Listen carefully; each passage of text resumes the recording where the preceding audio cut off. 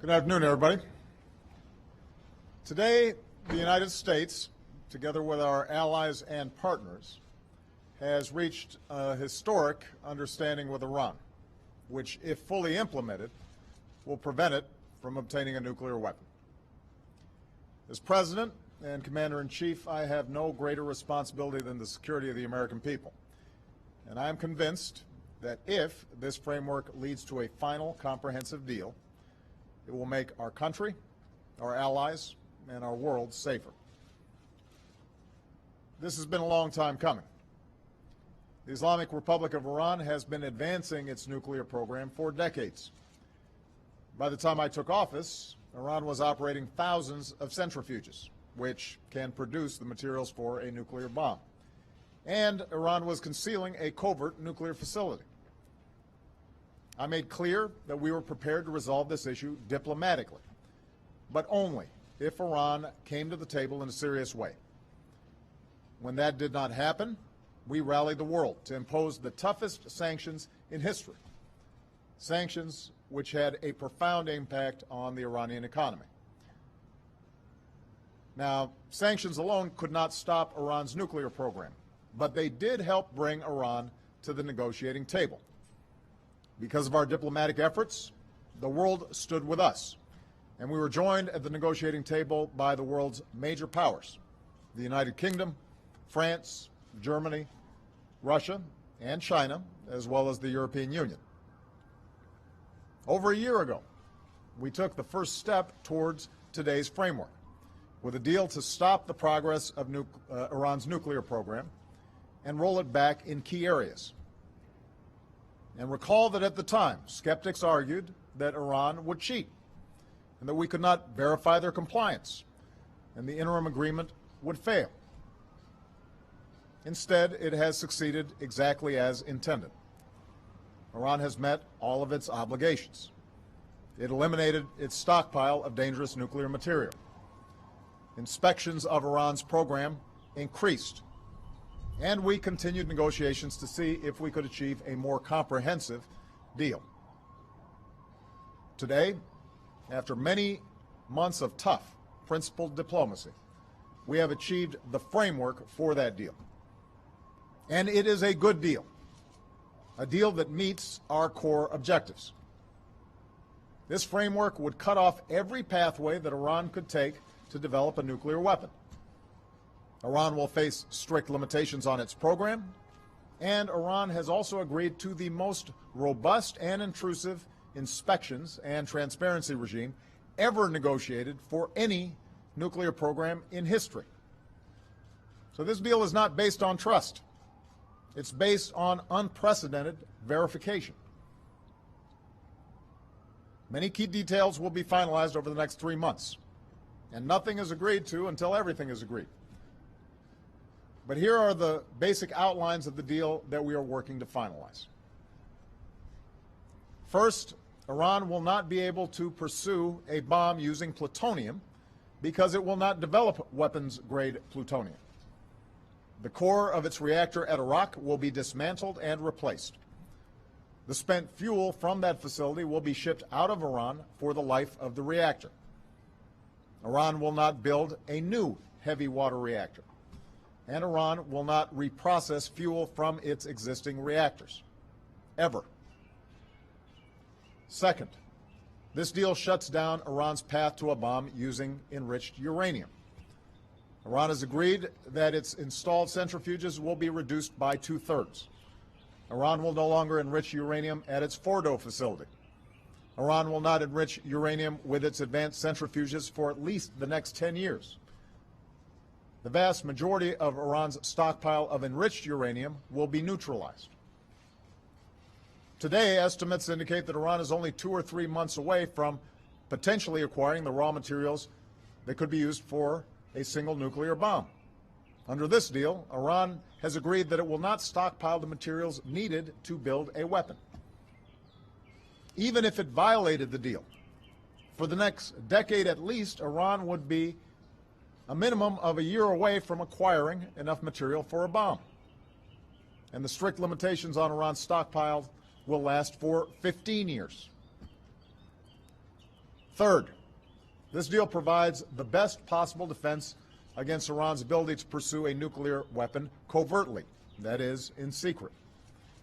International inspectors will have unprecedented access not only to Iranian nuclear facilities, but to the entire supply chain that supports Iran's nuclear program, from uranium mills that provide the raw materials to the centrifuge production and storage facilities that support the program. If Iran cheats, the world will know it.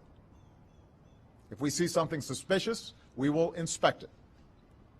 Iran's past efforts to weaponize its program will be addressed.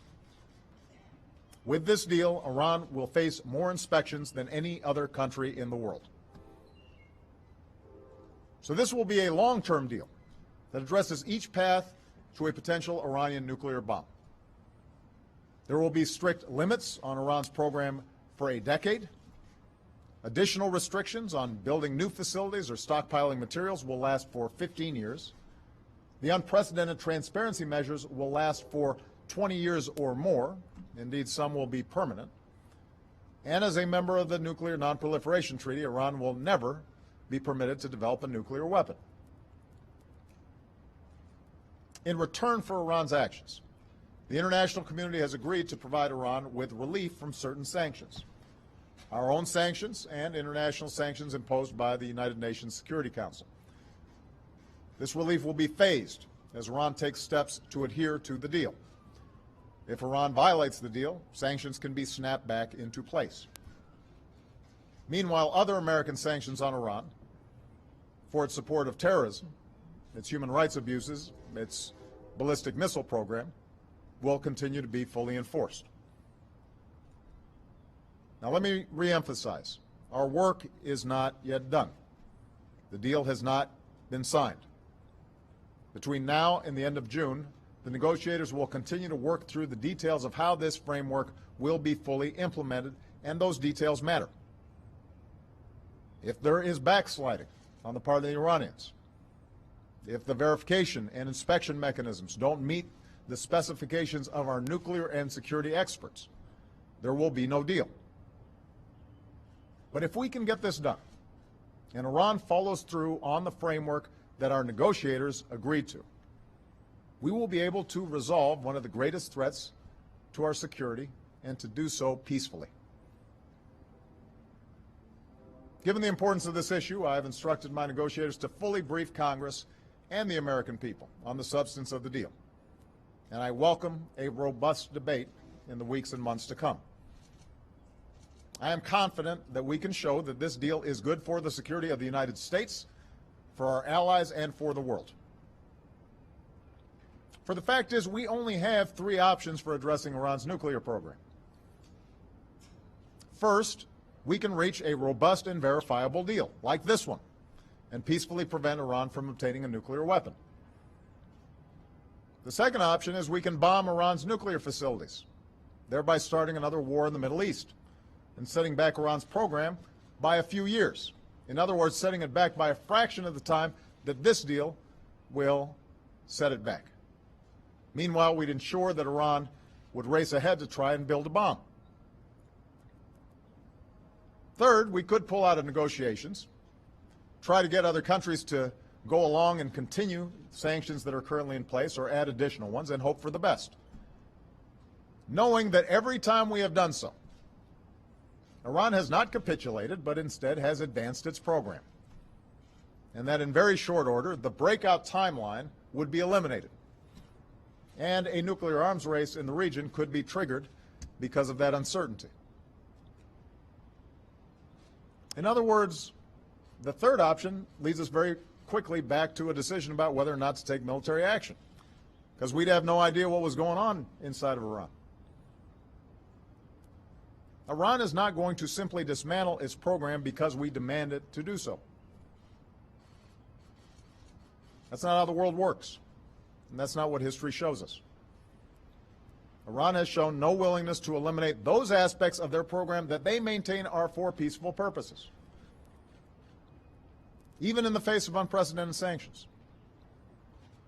Should negotiations collapse because we, the United States, rejected what the majority of the world considers a fair deal, what our scientists and nuclear experts suggest would give us confidence that they are not developing a nuclear weapon, it's doubtful that we can even keep our current international sanctions in place. So when you hear the inevitable critics of the deal sound off, ask them a simple question. Do you really think that this verifiable deal, if fully implemented, backed by the world's major powers, is a worse option than the risk of another war in the Middle East? Is it worse than doing what we've done for almost 2 decades with Iran moving forward with its nuclear program and without robust inspections? I think the answer will be clear. Remember, I have always insisted that I will do what is necessary to prevent Iran from acquiring a nuclear weapon, and I will. But I also know that a diplomatic solution is the best way to get this done and offers a more comprehensive and lasting solution. It is our best option by far. And while it is always a possibility that Iran may try to cheat on the deal in the future, this framework of inspections and transparency makes it far more likely that we'll know about it if they try to cheat. And I or future presidents will have preserved all of the options that are currently available to deal with it. To the Iranian people, I want to reaffirm what I've said since the beginning of my presidency. We are willing to engage you on the basis of mutual interests and mutual respect. This deal offers the prospect of relief from sanctions that were imposed because of Iran's violation of international law. Since Iran's supreme leader has issued a fatwa against the development of nuclear weapons, this framework gives Iran the opportunity to verify that his program is in fact peaceful. It demonstrates that if Iran complies with its international obligations, then it can fully rejoin the community of nations, thereby fulfilling the extraordinary talent and aspirations of the Iranian people. That would be good for Iran, and it would be good for the world. Of course, this deal alone, even if fully implemented, will not end the deep divisions and mistrust between our two countries. We have a difficult history between us. And our concerns will remain with respect to Iranian behavior so long as Iran continues its sponsorship of terrorism, its support for proxies who destabilize the Middle East, its threats against America's friends and allies, like Israel. So make no mistake, we will remain vigilant in countering those actions and standing with our allies. It's no secret that the Israeli Prime Minister and I don't agree about whether the United States should move forward with a peaceful resolution to the Iranian issue. If, in fact, Prime Minister Netanyahu is looking for the most effective way to ensure Iran doesn't get a nuclear weapon, this is the best option. And I believe our nuclear experts can confirm that.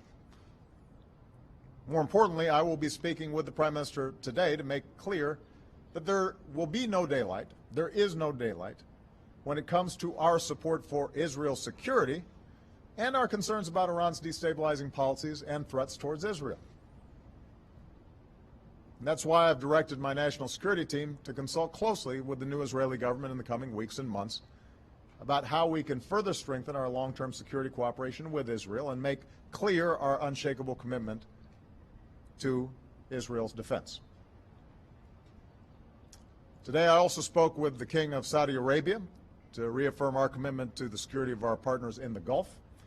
And I'm inviting the leaders of the 6 countries who make up the Gulf Cooperation Council, Saudi Arabia, the United Arab Emirates, Kuwait, Oman, Qatar, and Bahrain, to meet me at Camp David this spring to discuss how we can further strengthen our security cooperation while resolving the multiple conflicts that have caused so much hardship and instability throughout the Middle East. Finally, it's worth remembering that Congress has, on a bipartisan basis, played a critical role in our current Iran policy, helping to shape the sanctions regime that applied so much pressure on Iran and ultimately forced them to the table. In the coming days and weeks, my administration will engage Congress once again about how it can play a constructive oversight role. I'll begin that effort by speaking to the leaders of the House and Senate today. In those conversations, I will underscore that the issues at stake here are bigger than politics. These are matters of war and peace, and they should be evaluated based on the facts and what is ultimately best for the American people and for our national security. For this is not simply a deal between my administration and Iran. This is a deal between Iran, the United States of America, and the major powers in the world, including some of our closest allies. If Congress kills this deal, not based on expert analysis and without offering any reasonable alternative, then it's the United States that will be blamed for the failure of diplomacy. International unity will collapse, and the path to conflict will widen.